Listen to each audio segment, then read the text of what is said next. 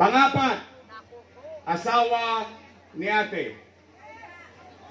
At yan ang una kong tatanggalin pag ako'y nakabalik sa City Hall. Bakit po? Hindi dahil inis ako sa kanila, kundi dahil yan ang nagpahirap sa mga nanay ko, sa mga tatay ko, sa health center na online schedule. Akala ng iba, bata pa ako. 43 years old na po si Tia Teresa. May tatlo na po akong malalaking anak, kaya tay, hindi na po ako dalaga. Nakakaasa po kayo na maglilingkod ako ng tapat, sapat at sobra-sobra pa na laging may takot sa Diyos at buong kababaang loob magsisilbi ako para sa lahat ng batang Tondo. Ate ko si Joaquin Dumagoso. Tondo, ang bagong kongreso, your best choice, number 1 sa balota, Congressman Ernix Dionisio.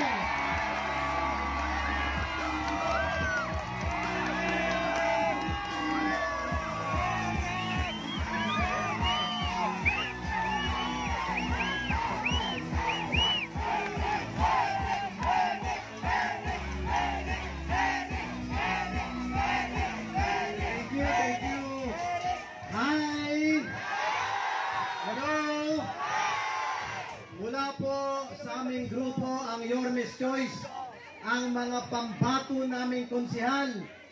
Lalaban ba tayo? Palakpakan nyo, Irma Alfonso, ang anak ni Joaquin Dumagoso, Jesus Taga Pajardo, Gabi Hernandez, Ian Bansay Nieva, at Colonel Jun Ibay. Laban! At siyempre, ang ating maganda, magaling, at matalinong Vice Mayor, palakpakan nyo, Chi Atienza. At siyempre, mga batang Tondo, lagi ko itong sinasabi, na tayong mga tunay na batang Tondo, dapat titindigan natin yung kapwa natin tunay na batang Tondo. Kaya sa mga darating na araw, linggo at buwan, sasamahan nyo ba kami ni Yorme sa laban namin? Lalaban tayo? Kaya kahit sino pa, ipapaglaban po ni Kong Ernix ang pinakamamahal natin. Palakpakan natin, Yorme Isko Moreno!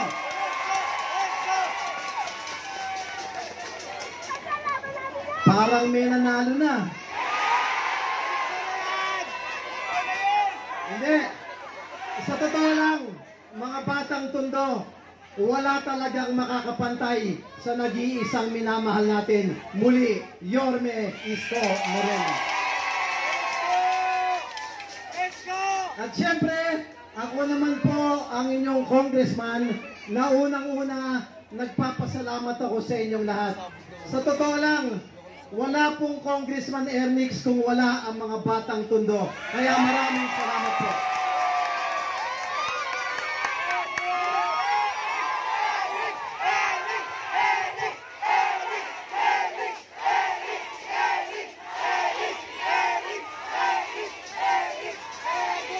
Basta mga batang Tondo, makakaasa kayo. Marami tayong programang ginawa, mga hindi pa nagagawa ng dati, at mas marami pa tayong parating serbisyo, benepisyo at programa sa lahat ng batang Tondo. Kaya muli, mga batang Tondo, ako po si Ernix Dionisio, ang anak ni Jonix at ang tunay na congressman ng Tondo. Nakakaasa po kayo na maglilingkod ako ng tapat, sapat at sobra-sobra pa na laging may takot sa Diyos at buong kababaang loob magsisilbi ako para sa lahat ng batang Tondo. Kaya muli, Manila! God first! Salamat po! Maraming salamat po, palakpakan po natin at the working congressman, number 1 sa Balatang Congressman. dahil sa kanyang suporta sa MYRC. Isang misyonaryo, isang ina, at direktor ng kababaihan ng Maynila. Ang bagong liwanag ng lungsod ng Maynila, number 1 sa balota, Vice Mayor G. Atienza! Magandang gabi, Johnny! Kamusta kayo? Ako po si G. Atienza, ang bunsong anak ng dating buting Mayor Lito Atienza. Ako rin ang direktora ng kababaihan ng Maynila. Pero, naniniwala ako sa tadhana. Naniniwala ako na pag ibigay natin ang ating buhay sa Panginoon, siya ang huhulma sa ating paglalakbay sa ating buhay para tayo ay handa sa misyon na ibibigay niya. Ngayong gabi, ako po ay tumatayo sa inyong harapan bilang Vice-Alcalde ni Yorme Isko Moreno Tumeroso. Ngunit sa totoo lang, nung bata pa ako, ang pangarap ko sa aking buhay ay maging isang misyonaryo. Kaya, nung ang aking ama ay Vice-Alcalde, ako po ay tumulong sa likuran ng aking ama para maging boses ng mga kabataan sa MYRC.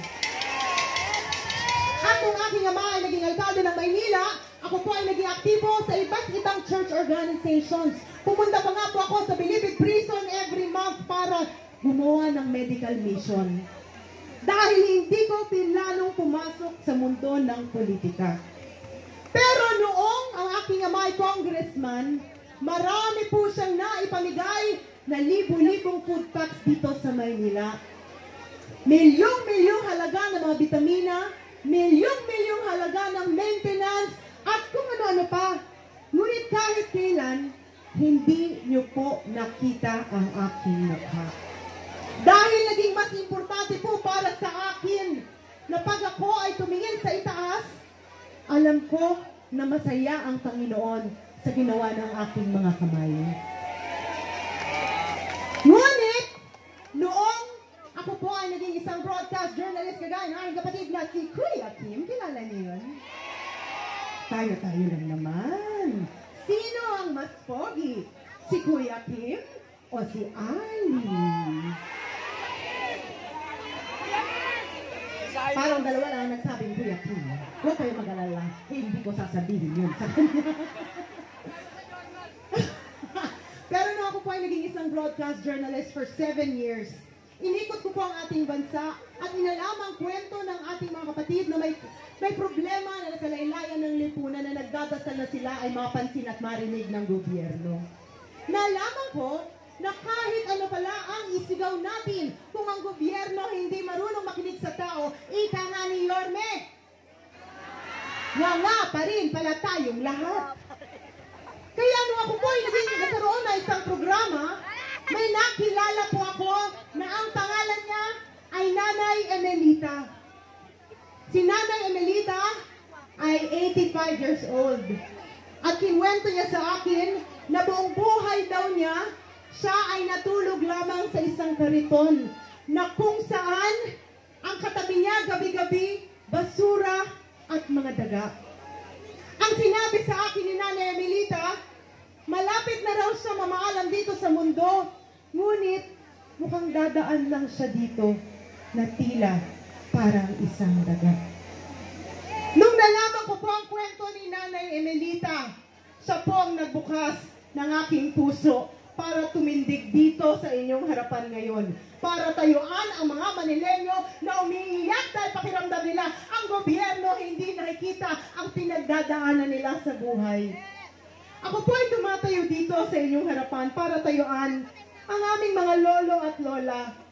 Dahil naniniwala ako na kung gumagana ang gobyerno, dapat pag pumunta kayo dyan sa Velasquez Health Center, dapat siksik, liglig ang gamot, bakuna, vitamina, at dapat pag kayo ay nagpapagaling, hindi kayo dapat sinusungitan ng kahit na sino man.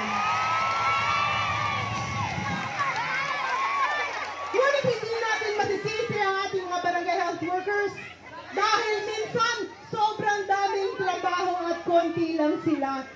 Kaya makakaasa kayo balang araw sa amin ni Yorme. Sisiguraduhin namin na pag pumunta kayo sa mga health centers nyo at mga ospital, hahaba ang inyong mga buhay dahil aalagaan kayo ng may pagmamahal.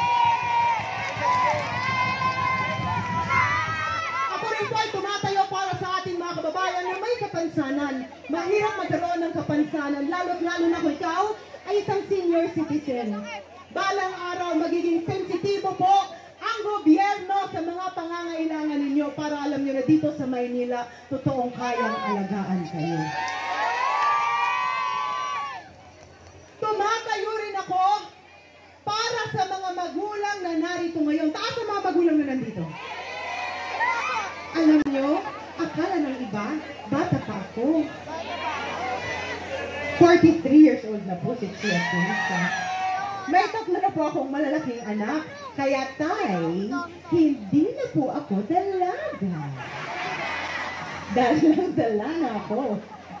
Kaya naiintindihan ko na kapag sa gabi, habang tinitingnan nyo ang inyong mga munting supling na natutulog, nagdadasal lang inyong mga puso na kahit pa paano, meron kayong kakampi dito sa gobyerno na aalagaan ang inyong mga anak. Huwag kayong mag-alala dahil sa amin ni Yorme, magkakaroon na kayo ng kasama para mapalaki ang inyong mga anak na alam nila sila ay mahalaga. Ako rin ay tumatayo para sa mga LGBTQ+ na narito ngayon. Narinig ko ang inyong boses, narinig ko ang inyong hinaing. Marami sa inyong bata pa lang, marami ng diskriminasyon na pinagdaanan dahil sa inyong kasarian. Huwag kayong mag-alala dahil dito sa Maynila, pantay-pantay na oportunidad para sa lahat, kahit ano pa man ang iyong kasarian. Nung kami nag-motorcade ni Yorme, iisa lamang ang narinig namin na sigaw mula sa inyong lahat. Ano na po yun? Lakasan nyo nga! Dito! Sa kabila! Alam ko bakit yung sinisigaw na bumalik na si Yorme. Para sa aming mga lolo at lola, miss nyo na ang gatas na ensure. Dito ba? Ang mga food packs na nakukuha nyo no, nami-miss nyo na ba? Nami-miss nyo rin po ba ang isang gobyerno na alam yung mabilis kumilos? Huwag kayong mag-alala dahil babalik na si Yorme Isko Moreno Tinagoso!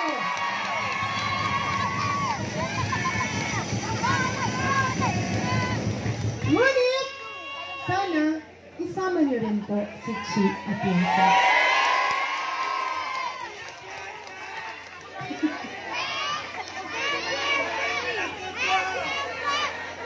Ang trabaho po ng Vice Alcalde ay maging presiding officer, maging ina ng konseho, gumawa ng mga programa at polisiya na dapat angkop sa pangangailangan nyo.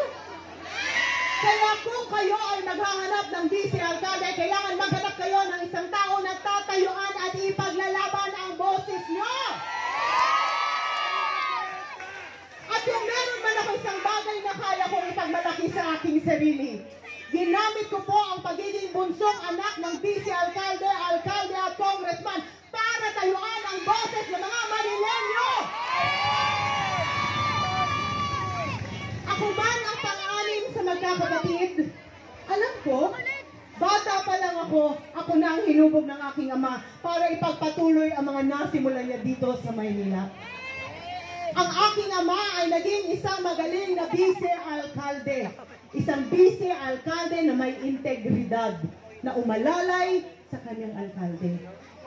Kaya Tondo, makakaasa kayo na balang araw susuportahan ko ng buong buo si Yorme Isko Moreno Tinagoso! Dahil naniniwala ako na ang suporta ko kay Yorme ay suporta ko sa bawat isang Manilenyo na narito ngayon. Nung kami ay nag-usap ni Yorme tungkol sa mga programang gusto niyang gawin dito sa Maynila, ang sinabi niya gusto niya ibalik ang minimum basic needs. ang housing o pabahay. Nakita at naalala niyo po ba ang Tondo Union? Gusto niyo bang dumami yun? Ang mga ospital na alam niyong nabubuhay ang mga Manilenyo at minamahal ang mga pasyente, gusto niyo po bang dumami pa yun? Ang suporta sa mga bata pagdating sa mga paaralan, gaya ng nakita nyo sa Almario. Gusto niyo po ba yun? Ang ambag ko po sa amin, habang susuportahan ko lahat ng gusto niyo pagdating sa minimum basic needs, ako po ang susuporta pagdating sa livelihood. Dahil dito na lang tumitingin ako doon, nakikita ko ang daming mga tumatayo sa kanilang mga paa na ating mga kababayan dito. Dapat sila ay sinusuportahan. At dapat tayo rin ay nagtuturo sa mga Manilenyo kung papaano sila makakatayo sa kanilang mga paa. Dahil kung meron ako isang bagay na natuklasan sa aking trabaho, ang punot dulo ng problema ay kahirapan. At dapat masugpuan natin yan sa pagbibigay ng oportunidad para sa ating mga kababayan. Kanina, tinawag po akong liwanag ng Maynila. Ngunit, sa totoo lang, ang balak kong gawin, ibalik lang ang pag-asa sa inyong mga puso na meron ng isang gobyerno na paparating na alam nyo magiging importante kayo, na makikita kayo at mararamdaman para sa inyo. Iyon mismo, mararamdaman ko ang aking alkalde.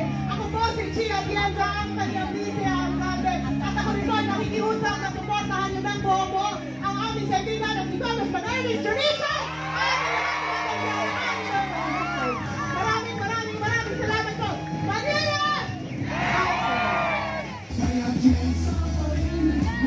Maraming salamat po. Hindi tayo iniwan sa laban ng pandemya. Ang taong galing sa hirap, subalit nagsumikap. Ang magbabalik ng ningning at gloria ng lungsod ng Maynila. Ang Batang Maynila, ang nag-iisang Yorme. Number 2 sa Malata, Yorme Isko Moreno Dumacaso.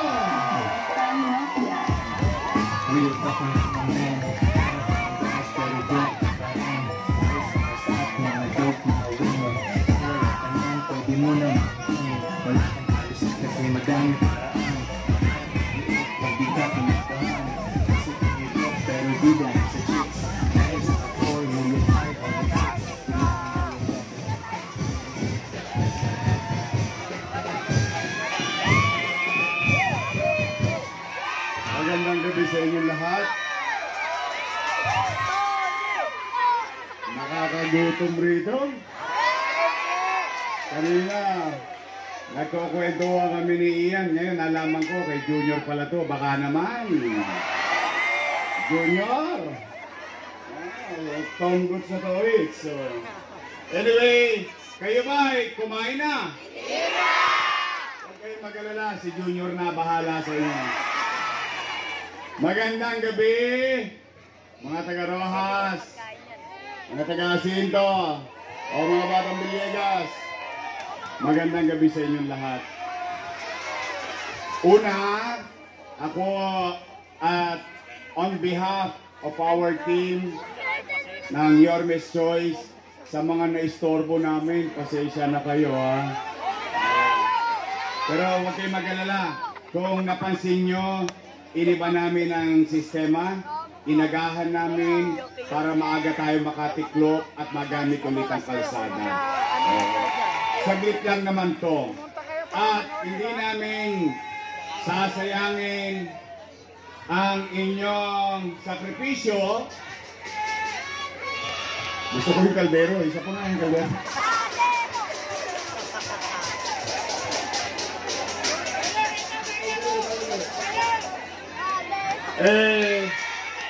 Pumanatag naman kayo, mga Batang Maynila, mga nanay ko, mga tatay ko, at ang pinakamamahal ko sa lahat, shout out, special mention lang sa mga senior citizen. I love you. Sa mga Batang Maynila, ano yan ang pinaka-paborito ko sa lahat na alagaan, yung mga lolo't lolo natin. Pumanatag kayo, Dahil hindi naman kayo makakarinig ngayong gabi ng mga panira. Hindi po. Ayaw ko na makonsumi pa kayo. Dami-dami nyo ng problema sa bahay. Pati ba may problema ng mga politiko, pinoproblema nyo pa. Wala. Basta kami rito, mag-uulat lang. Tapos mangangarap. Tapos hayaan namin ang taong bayan kung sino ang gusto nilang maging leader.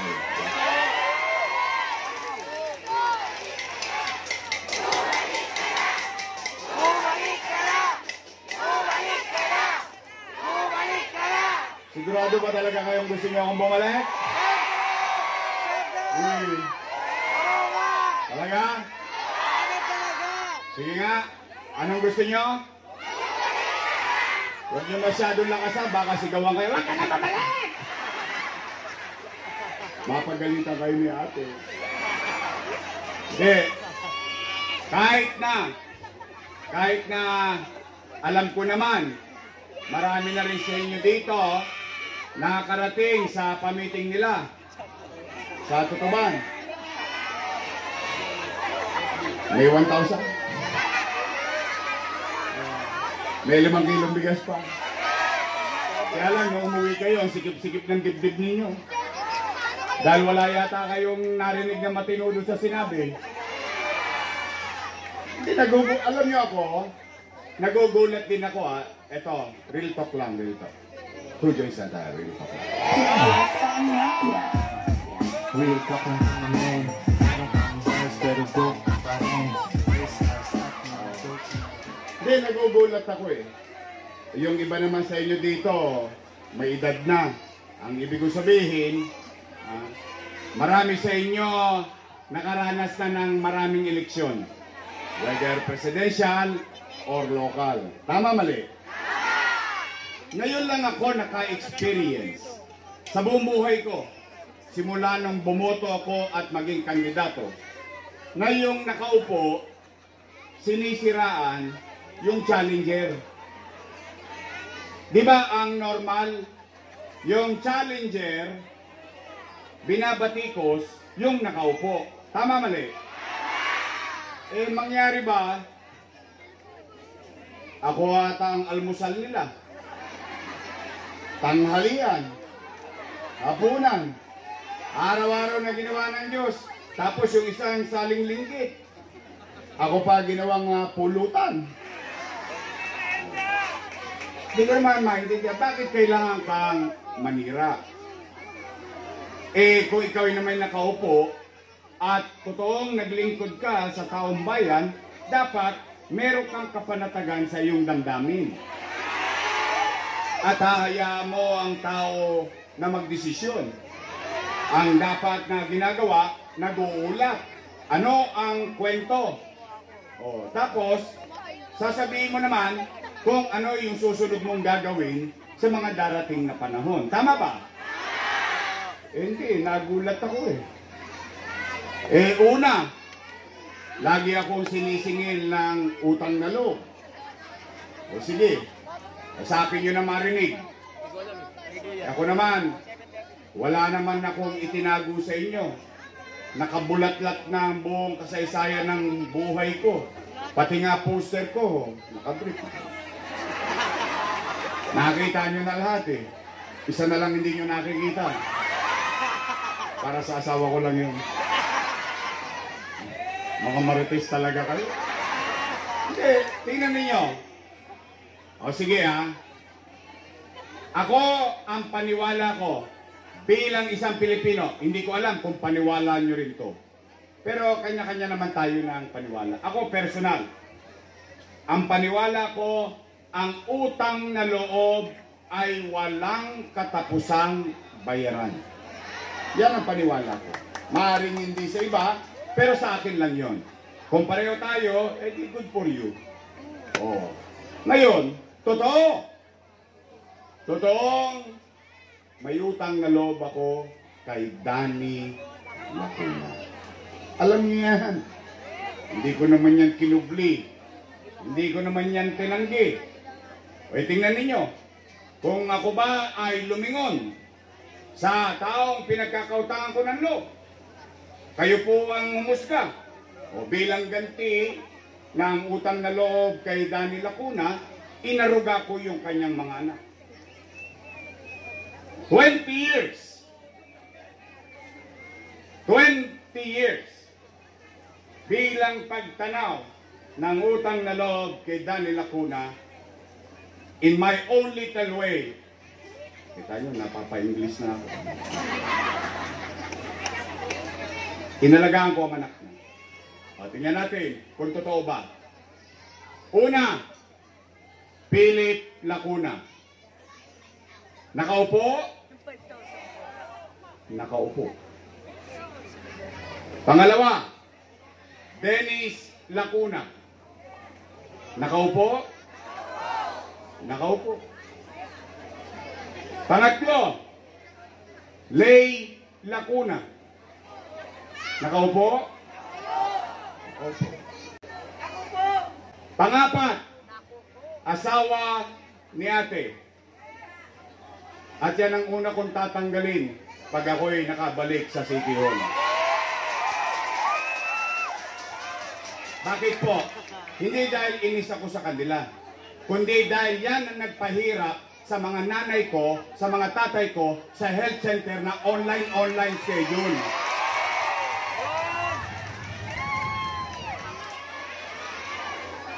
Saan ka naman nakakita? Health center na lang, kailangan naka-online schedule ka pa. Wow! Eh paano kung wala kang cellphone? Paalam na aking ina. May cellphone ka nga, wala ka naman load. Ano nangyari sa'yo? Tama ba? O ilan na sila? Panglima, si ate. Nakaupo? Ilan sila? Happy? E di masaya ako. Bakit? 5 sila nakaupo. Ikinalulugod ko, dala nang siyempre, ikalulugod din yun ni Boss Danny. Na yung hindi napagtagumpayan ni Boss Danny, napagtagumpayan ng kanyang mga anak.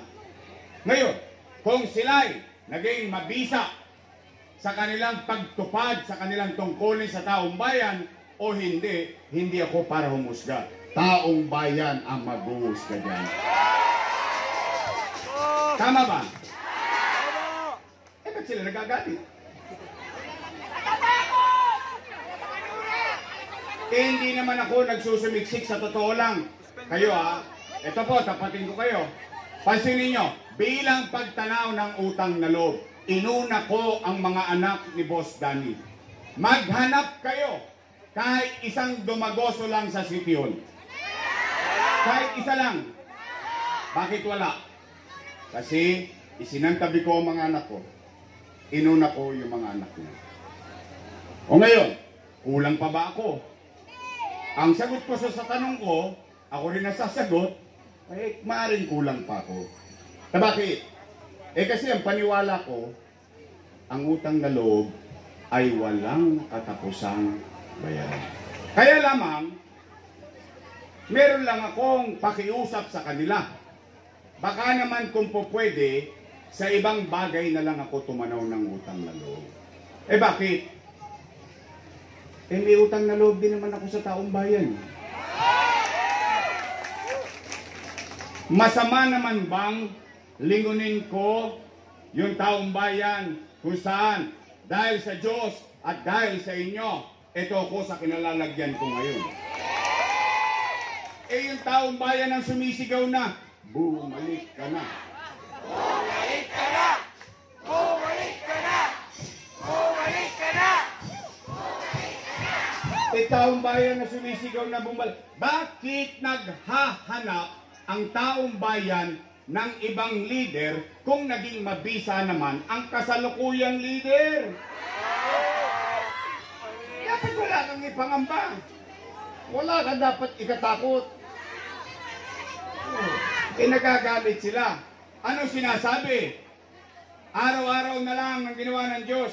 Hindi ko pa sila napakinggan magsalita kung anong gagawin nila sa buhay mo, buhay ng anak mo, buhay ng apo mo. Basta ang pinakamasama, si Isko. Si Yorme, maraming iniwang utang.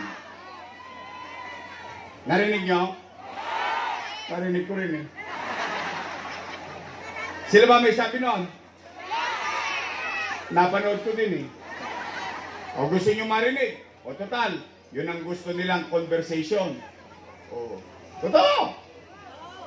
Totoo. Ako, sa lahat ng inakusahan, ako ang aamin. Abay, bakit? Hindi ko ikahihiya ang isang bagay na ginawa ko para mairaos ko ang mamamayang kinasasakupan ko sa kadiliman ng buhay. Sige. Sila, yun ang style nila. Parang kapitbahay mo lang yan. Bagong ligo ka, maggoli ka, naglagay ka ng koloretes, papasok ka sa trabaho, yung kapitbahay mong tambay, ikaw ang kulang. Tama mali? Nema lang eh. Tambay, nakikialam sa may trabaho eh. Tama mali? Tingnan natin. Ito ang kwento na may kwenta. Nay, tay, nung binoto ninyo kong mayor, noong 2019, wala po kayong narinig sa akin na sinisi ko yung sinundan ko. Maghanap kayo sa Google. Ni minsan, hindi ko tinuro ang daliri ko sa nakaraan na walang iniwan sa akin pera. Okay lang. Bakit? Eh, nag-mayor ka. Gusto mo maging mayor eh. O, eh, siyempre, nag-mayor ka, karga mo na ang lahat ng responsibilidad na naiwan doon. Tama, mali? O, wala kayo narinig. Ano una kong ginawa? Nilinis ko Maynila. Pinapayapa ko Maynila. In fact, alam nyo din na kung ano nangyayari sa Maynila became a national policy. Ginaya na tayo. Naging totoo na tayong kapitolyo ng ating bansa. Umangat na tayo. Lumilipad na tayo. Bigla tayong nabundol. Boom! Panis. Nagkaroon ng pandemya. Maulaan ko ba na magkakapandemya? Ano ang masamang epekto ng pandemya? Wasak ang ekonomiya. Walang ekonomiya, walang hanap buhay. Walang hanap buhay, walang trabaho. Walang trabaho, walang pitsa. Walang pitsa, walang chicha. Tama mali? O, pero, mga batang Tondo, mga batang Maynila, kayo, Todit, sanang ka? Ito, sa harapan, hanggang dyan sa Kodli. At kayong dyan, nasa Wakali. Ha? Lahat kayo nandito. Kayo ang testigo ko. Dahil yung iba'y patay na. Wala na akong magagawa. Nagkandamatay yung pandemya. Pero kayong mga naparito, kayo mismo makapagsasabi sa kanila at sa buong Pilipinas at matangos ang ilong natin masasabi, noong panahon ng pandemya, walang nagutom sa lungsod ng Maynila. Mayaman, middle class, mahirap. Bawat pamilya nagkaroon ng food box noong pandemya. Hindi pa nga nauubos yung food box, dumarating naman isang food box. Tama mali? Totoo bang walang nagutom sa pandemya? Oh, yan yung kwento. Ilan yan? 700,000 families. Not household. Ibig sabihin, sa isang bahay, may 2 pamilya, may 3 pamilya, o di 2 o 3 food box. Tama mali? Lagyan natin ng kwenta ang kwento. Pagpalagay na lang natin, 700,000 families, sa 1,000 na lang bawat food box. No, magka? Patay na. Dami zero. 700 million pesos. Times 8 months. 8 buwan. Kasagsagan ng pandemya. 8 times 7. 56. 5.6 billion. Ganon kalaking pera. Nasaan napunta yung 5.6? Chinicha, binuga. Na walang parang bula. Tanong, napakinabangan ba ng tao? Nagamit nyo bang maitawid ang pamilya ninyo? Talaga? Nakaraos tayo? Kaya nga kayo nakikinig ngayong gabi. Nakatawid tayo. Tama, mali? No, magka? 5.6 billion. Chicha pa lang. Nay, tay, taas ang kamay ng mga magulang dito na may nag-aaral sa public school. Noong pandemya, anong sabi ni Secretary Liling Briones? Walang face-to-face classes. Ano nagkaroon sa Maynila? Bawat bata nagkaroon ng at hindi lang tablet. Yung ipinag-aalala ng ina, yung pinag-aalala ng isang ama, nabibili siya na sarili niyang tablet, tapos may toskas pang internet. Sa Maynila, may tablet at internet ang mag-aaral sa lungsod ng Maynila. Mga nanay, mga tatay, nangyari ba yon? Talaga? Promise?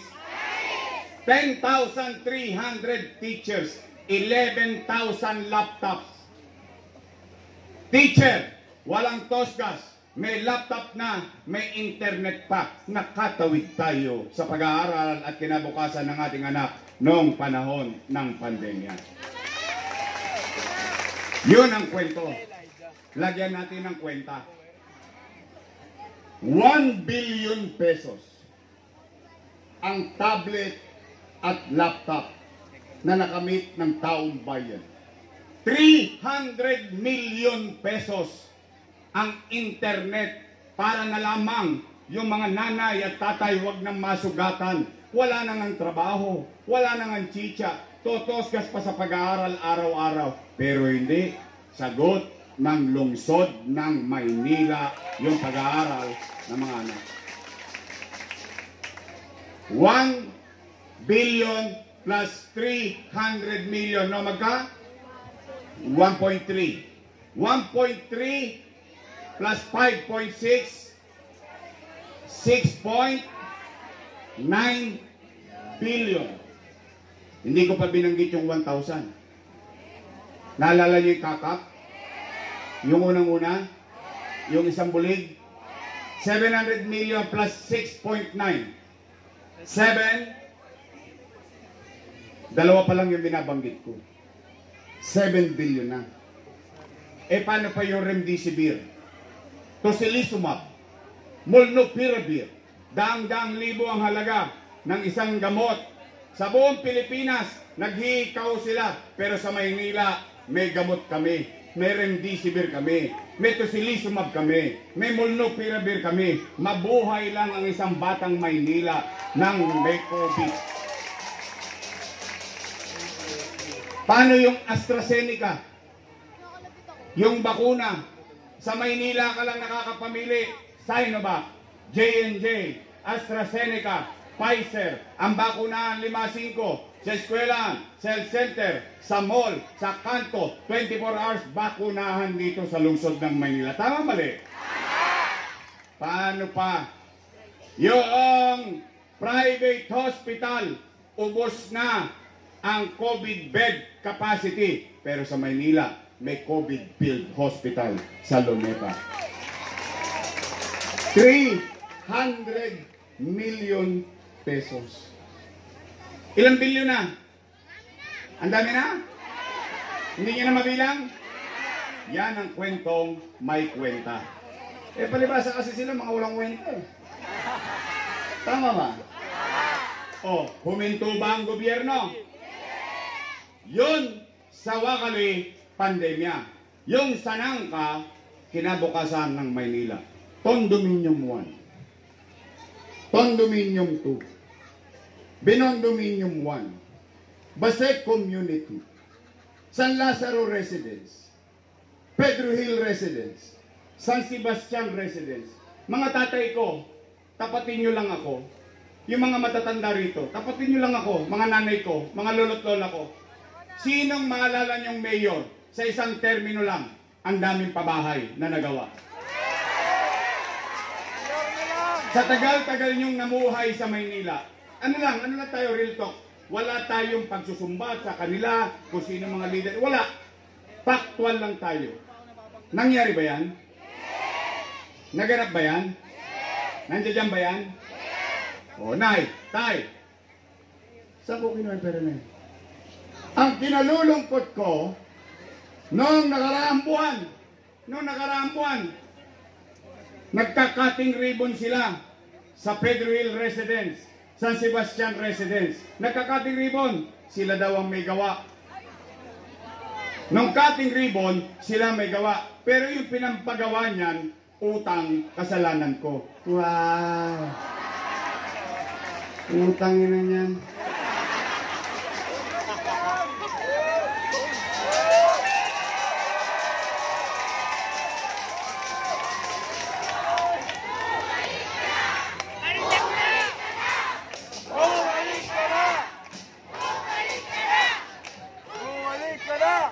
Nay, Tay, 3 taon na tapos ang ospital sa Baseco. 3 taon na kung wala, hindi pa bukas. Ngayon, ang challenge ko sa inyong lahat, huwag nyo kong iboto kung ako'y nagsisinungaling dito. Kung may kakilala kayo sa Baseco, tingnan ninyo. Bagay, mapapanood nyo rin dahil magkokokos din kami dun eh. Wala! Doktor pa sila, hindi ako doktor. Pero ang Baseco may ospital na. 3 years ago, bago ako umalis, natapos. 3 years after, building pa rin. Kayo na ang humusga. Oh, Nay, Tay, Rosauro Almario Elementary School. 10-story fully air-conditioned public school. Mags Albert Elementary School. 10-story fully air-conditioned public school. Manila Science High School. 10-story fully air-conditioned public school. Natapos in 2 years. Ang pangapat kong ginawa, bago ko umalis, nasa 5th floor na. Magsaysay High School. 5th floor na. Nung umalis ako, 5th floor pa rin hanggang ngayon. At ngayon, kung gusto niyo pong makita, ito po yung UST o Governor Forbes, abante ka lang konti, makikita mo na yan doon. Magsaysay High School. Ay, Tay.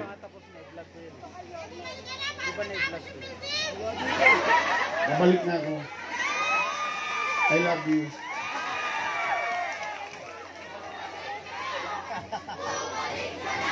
Nay, Tay. 10-story bagong ospital ng Maynila. May MRI machine, may CT scan machine, pero wala pa ako naringgan na Manileño na gamit ang MRI machine o CT scan machine. Paano masisira yan? Brand new yan. Tanong, mura ba to? Ang sagot, hindi po mahal. Sobrang mahal. By the hundreds of millions. Bakit? Kasi gusto kong bigyan ng patas na laban yung mayaman at yung mahirap, pareho ang diagnosis. Dahil yung mahirap, pag isi-CT scan, ano sabihin niya? Nomag ka, 35,000? 30,000? 15,000? Ang sasabihin sa'yo ng mahirap, Doc, good luck sa'yo. Akin na lang 15,000 ko, kakain na lang ako. Ilologto ko na lang to. Kaya anong ginagawa ng iba? Anong binibigay? Himaspirin.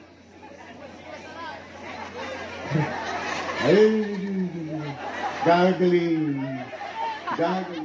Anong binibigay? Yakapsol. Kispirin. Bakit? Iniintay na lang niya mamatay siya. Bakit? Hindi siya ma-diagnose. Bakit? Diagnosis pa lang. Gulping-gulpi na yung tao. Tama, mali? Tapos, ang sagot pa, doon sa pinagawa kong eskwelahan, sobra-sobra daw. Wow. Anong klaseng mindset yun? O, hindi ba ako nagkamali? Tingnan ninyo. Nay, tay, nung araw, ang klase kinakancel kasi tag-ulan. Tama, mali? O ngayon, ang klase kinakancel kasi tag-init. O pero hindi. Pero hindi. Na-visualize ko, darating ang oras, kailangan na natin i-develop ang public school building. We were ahead of time. Ibig sabihin, naihanda natin. Paano halimbawa, kwentuhan lang, mangarap na lang tayo, total, libre naman yan. Paano halimbawa, let's just say, lahat ng public school sa Maynila, fully air condition. Posible ba? Nangyari nga sa 4, isang termino pa lang eh. Pandemya pa nun. Tama, mali? Pwede? Paano kung buong Maynila? Buong biri mo, sa buong Metro Manila, walang pasok. Sa Maynila, bigyan ng jacket yan. Tama ba? Sobra-sobra daw yung ginawa natin. Ngayon lang ako nakarinig ng leader. Anong gusto mo gawin sa tao? Mema? May magawa lang? Tapos i-display mo yung pangalan mo? Tapos nagawa mo na trabaho mo? O ini-envision mo that you wanted for each classroom to achieve the universally acceptable teacher-student ratio sa isang classroom. Tatayo ba ang lahat ng iyan kung hindi ka nangarap? Bakit ko yan ginawa? Bakit? Kasi ito si Joaquin at yung kanyang mga kapatid, maswerte. Bakit sila maswerte? Pinalad na yung ama nila eh. Ako, produkto ng pampublikong paaralan. Sila, private school. Saver. Social. Mahal ang tuition fee. Pero ang ganda ng eskwelahan. Tama, mali?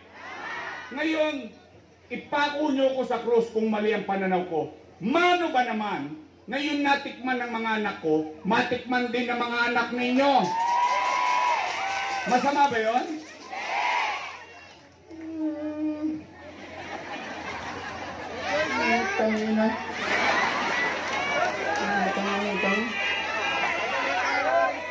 Oh, real talk. Real talk tayo. Diyos parang mafia. Real talk lang naman men. Meron kang bars pero broke ka pa rin. Race cars, such mga dope na women. May utang ba ang Pilipinas? Marami? Trilyon? Naramdaman nyo na? Naramdaman nyo? Nakita nyo? Umutang ako. Naramdaman ng tao? Nakita ng tao? Pwede? Posible? Naman. Abilidad lang yan. Bakit? Ganyan ang pagiging mayor. Katulad ng isang ama, katulad ng isang ina sa kanyang tahanan. Kapag magugutom ang kanyang anak, gagawa niya ng paraan, iraraos niya, itatawid niya. Kaya nga di ba sinabi ko sa inyo nung pandemya, nung magsasara ng Maynila, magsasara ng Pilipinas, nagsasara ng mundo, ano sinabi ko? Nay, tay, mga lolo't lola ko, mga batang Maynila, pumanatag kayo. Kasi natataranta na tao, natatakot baka mamatay sa COVID, natatakot baka mamatay ang dilat ng mata. Dahil sa gutom, walang pitsa, walang chicha. Ano sinabi ko? Pumanatag kayo, huwag kayong mag-alala. Sa Facebook, ano sabi ko? Gagawan ko ng paraan. Pag ako, wala nang mauutangan, wala nang maibebenta, nakita nyo tong relo ng City Hall, ipatatas ako to kitang munting makaraos lang tayo.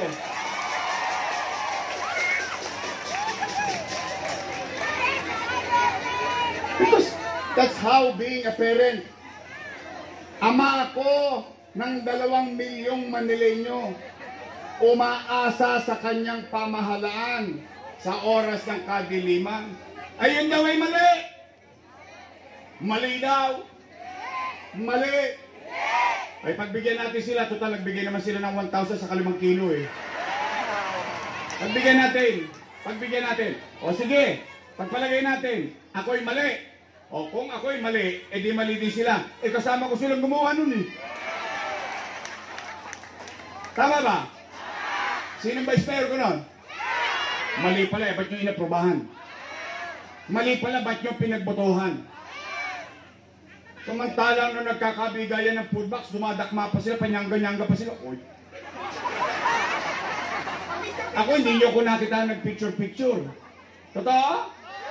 Kaya nga swerte yung mga barangay chairman nyo eh. Swerte yung mga kagawad nyo. Tanungin nyo sila ng pandemya. Wala nang budget ang barangay. Wala na. First quarter pa lang, nabali na nila. Bakit? Nagkakagulo na ang mundo. O ano nangyari sa barangay? Tagahatid ng food box sa bawat bahay ng kanilang barangay. Tama mali? Kaya pag ang chairman nyo, nandun sa ate ko, isa lang itanong nyo, magkano J.O.?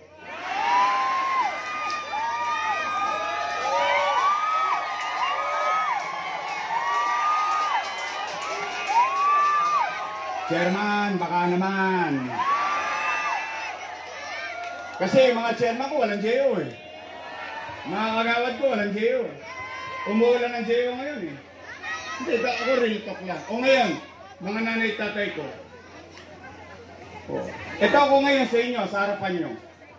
Kung ako mali, edi pagbayaran ko yan sa Mayo 12, kayo ang umusga.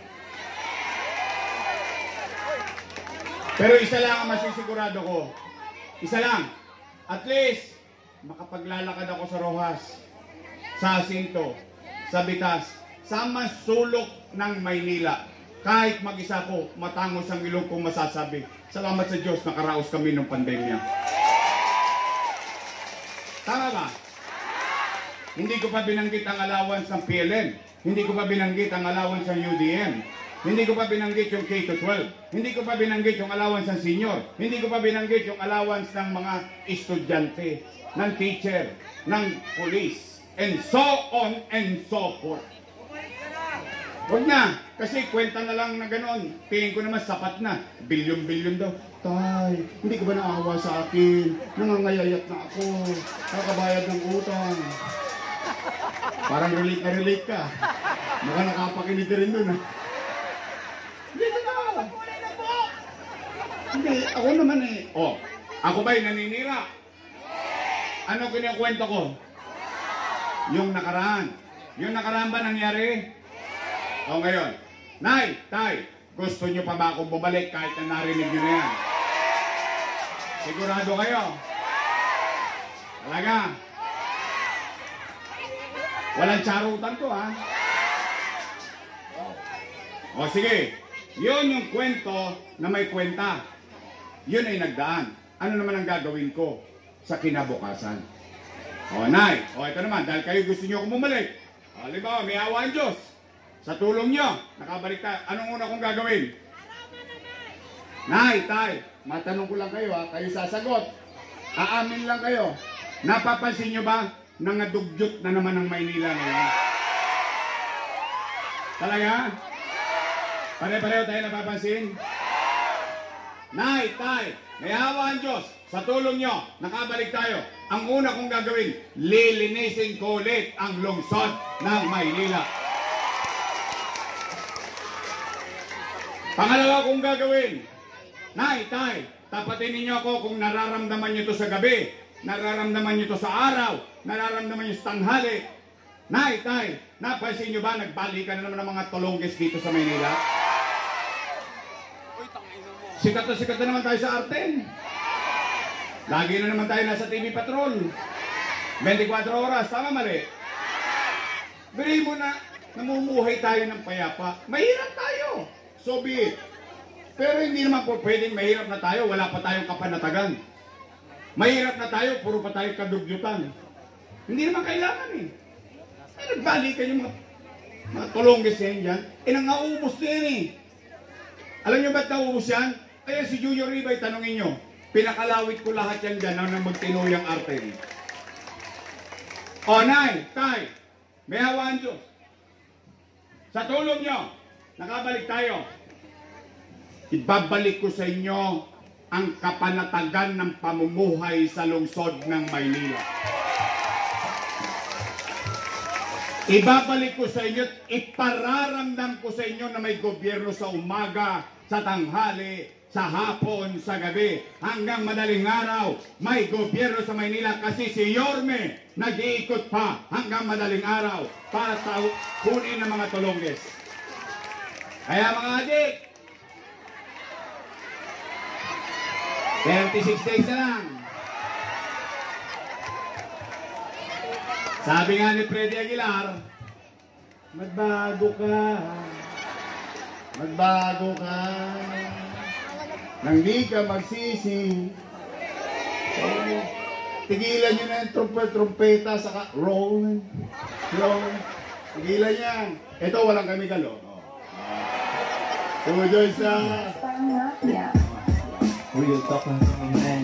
Meron kang bars pero broke ka pa rin. Race cars at mga Bago na kayo. O kaya, magbago kayo ng address. Bakit? The people deserves better. We wanted to live in peace. We wanted to live even though we're poor. Gusto ko matulog ako ng mahimbing. At sigurado ako yung anak ko makararating ng buo. Hindi na isnatan ng cellphone. Hindi na hold up. Hindi na kalawit. Yun, gusto ng tao. Yun, gusto ng magulang. Yung gusto nyo na yun, ipabalik ko sa inyo yun. O, pangatlo kong gagawin. O, yung napanood nyo. MBN. MBN. I'm a believer of MBN. Minimum basic needs. Ano yan? Housing, education, healthcare, jobs. Tapos na. Wala na akong gagawin. Yung mga palamuti, pailaw, palinis, wala. Yung una kong dalawang gagawin, walang tosgas yun. Bakit? Laway lang ang puhunan doon sa kapawis. Itong MBN, may tosgas. Itutuloy ko lang yung mga nasimulan ko na pararamihin lang natin sa lungsod ng Maynila. Do you all agree? Gusto nyo ba yun? Uwi na. Tapos na po. Ngayon, talaga ba ang gusto nyo kung bumalik? Ay, special mention lang. Mga nanay ko, mga tatay ko, mga lolo't lola ko, yung mga senior citizen. Oh, wala na raw yung birthday cake nyo. O, ibabalik ko yung cake. Akala nyo ba sinasabi sa mga senior citizen ngayon? Anong gusto nyo? Cash or cake? I mean, how could you think such way? Ano yun? Tinutuya mo kami? Ginagawa mo kaming timawa? Ayaw mo magtrabaho? Mas madaling magbigay ng cash. Totoo. Walang problema. Nyumangga-nyangga ka lang. Ayos na yan. Pero yung gagawa ka ng cake, ipapakete mo yung cake, i-deliver mo yung cake. It is not about the money. It is the act itself. It's giving importance and value to our elders. Tamad kasi.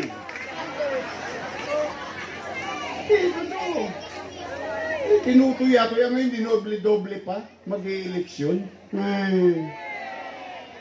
Matutulongis nyo kami. Special mention lang. O, saka yung insure. Babalik ko yung gatas nyo. Yung black rice nyo, ibabalik ko. Basta kung hinakuha nyo dati, repeat performance lang. What is due? At ito pa pala ha. O, mga nanay ko, yung mga nasa bahay ha, na may mga sakit na senior. Dahil hindi na raw yung botante, hindi na binigyan ng pensyon yan. Alam nyo ba yon? Noong panahon ko, wala akong pinipili, botante, hindi, may sakit o wala, basta may edad, tama na may pension siya. Tama mali? Sa mga anak na nandito, mga anak na nandito, sabihin nyo sa inyo mga nanay, ibabalik ko yung ipinagkait sa kanila ng kasalukuyan. So muli, sa inyong lahat, gusto nyo pa ba talaga akong bumalik? Then bigyan nyo ako ng kakampi. Pwede ba akong makisuyo? One time in lang natin itong mga to. One time, iwalok lang natin. Hindi, katuwaan lang. Pwede? Straight? Dalawa lang naman ang pagpipilian ninyo eh. Dalawa lang. Unang grupo, your Miss Choice. Matamis. Yung kabilang grupo, Ladies Choice. Kayo may sabi nun, ayoko na ninira. Basta ako, paktuan lang. Pwede your Miss Choice tayo. Oh. Sa Mayo, bigyan natin sila ng team song. Bigyan, ganito, sabay-sabay ta. Tan, tan.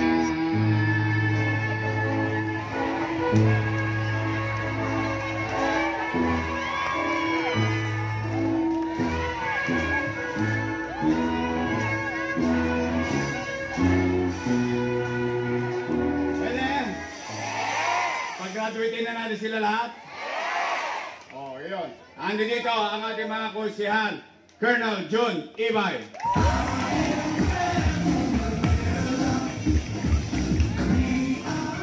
Oh, ito.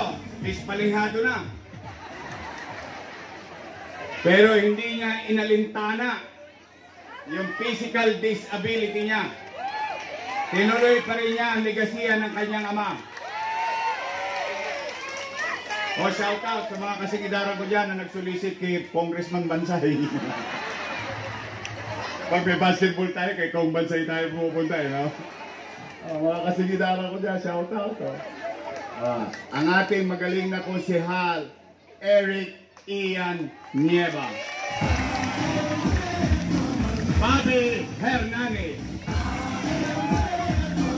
At ang top na chair natin konsehal, Jesus Tagapardo.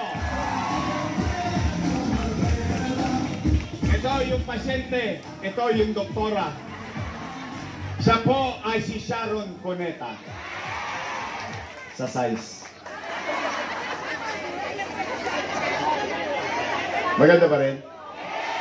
May asin pa?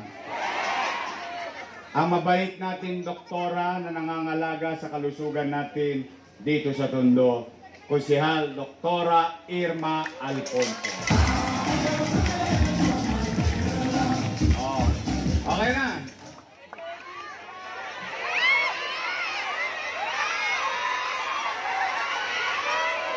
Tama.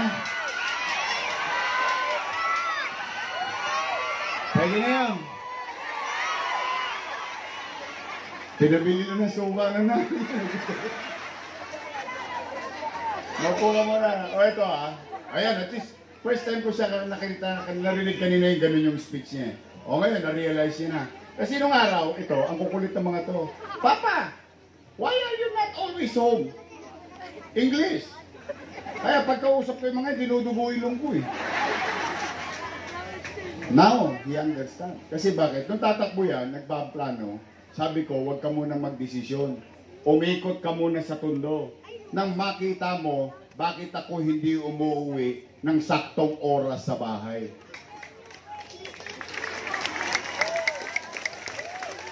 Eh kahit anong daming pera mo, sa dami ng problema ng tao, hindi sasapat. Hanggat kaya mong yakapin, yakapin mo. Kaya nga minsan, dito, sa Sinto. Ilang beses ako inabot ng umaga rito. Totoo lang. Dumating ako dito, nag-coke eh. Nag-uwian ng mga tao, kakapin eh. Mahirap ng public service. And I told him very, ikatulad yung sinabi niya kanya, hindi ko kaya ituro sa iyan. Ang kaya ko ituro sa iyo, paano patakbuhin ng gobyerno. O, ideas yun, konsepto. Pero yung malasakit, ikaw yun. Sa tao yun. O ngayon, na-realize niya. O, gusto niya raw tumakbo. Pwede ba daw? Pwede? Uy, ganyan-ganyan niyo ako binoto. Noong 1998, 23 anyos ako noon. Ayan, 23 anyos. May asin pa ako noon. Ayan. Dadbad na eh. 23 anyos din yan. Pero, kayo naman, kung halimbawa, maluwag na yung 5, O gusto nyo punan yung pang-anim? Pwede bang pakisuyo itong anak ng misis ko? Sino ba mas gwapo? Mag-ingat kayo, ako nagbibigay ng allowance. Ako pipirma. Sino mas gwapo? Hati eh. O di bale, siya na lang. Nadali ko naman yung nanay niya eh. Ate ko si Alwakin Dumagoso.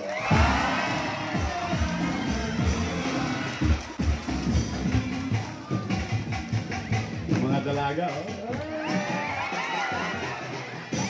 Binata pa yan. So, ang ating naman congressman, masipag, mabait, gwapo, charismatic. Ano yung hinahanap mo sa leader eh? Masipag, gwapo, charismatic, laging nasa kalsada, nakikipag-ugnayan sa kapwa, tumutulong sa kapwa. Ngayon lang ako nakakita ng congressman naglagay ng pera sa Mary Johnston. Eh tayo misa pag na-emergency tayo, doon tayo dinadala eh. Tama, mali? Naku, parang metro ng aeroplano yun, hindi taxi ha. O, buti na lang, meron tayong congressman, Ernest Dionisio.